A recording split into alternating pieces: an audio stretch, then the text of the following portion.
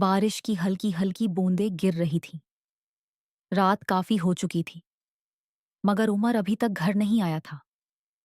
घर के एक कोने में उसकी माँ जाए नमाज पर बैठी बार बार दरवाजे की तरफ देख रही थी, जबकि वालिद खामोशी से सूफे पर बैठे थे।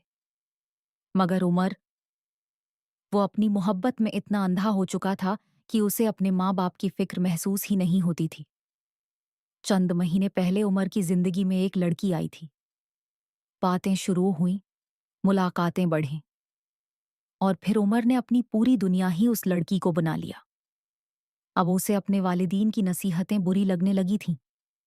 माँ अगर देर से आने पर फिक्र करती तो वो गुस्सा हो जाता।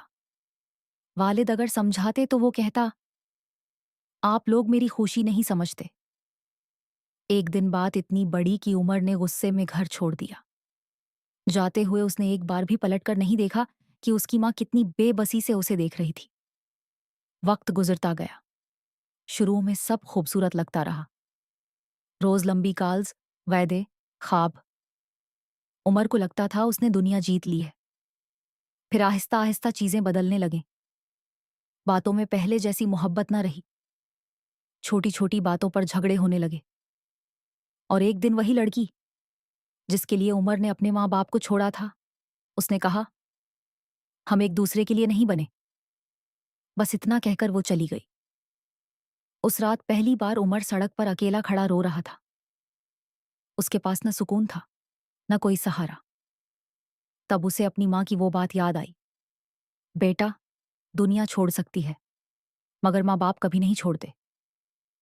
उमर टूटे दिल के साथ रात के आखिरी पहर घर पहुंचा। उसे डर था कि शायद अब दरवाजा न खुले, शायद वालिद नाराज हों, शायद माँ बात न करे। मगर जैसे ही उसने दरवाजा खटखटाया, दरवाजा फौरन खुल गया। सामने उसकी माँ खड़ी थी। आंखें सूजी हुई थीं, शायद कई रातों से सोई नहीं थी। उमर कुछ बोल ना सका, बस रोने लगा। माँ ने फौरन उसे सीने से लगा लिया और सिर्फ इतना कहा, मेरा बच्चा वापस आ गया। उस लम्हे उमर समझ गया कि दुनिया की हर मोहब्बत शर्तों पर चलती है, मगर वालिदीन की मोहब्बत वो वाहिद मोहब्बत है जो औलाद की हर गलती के बाद भी खत्म नहीं होती।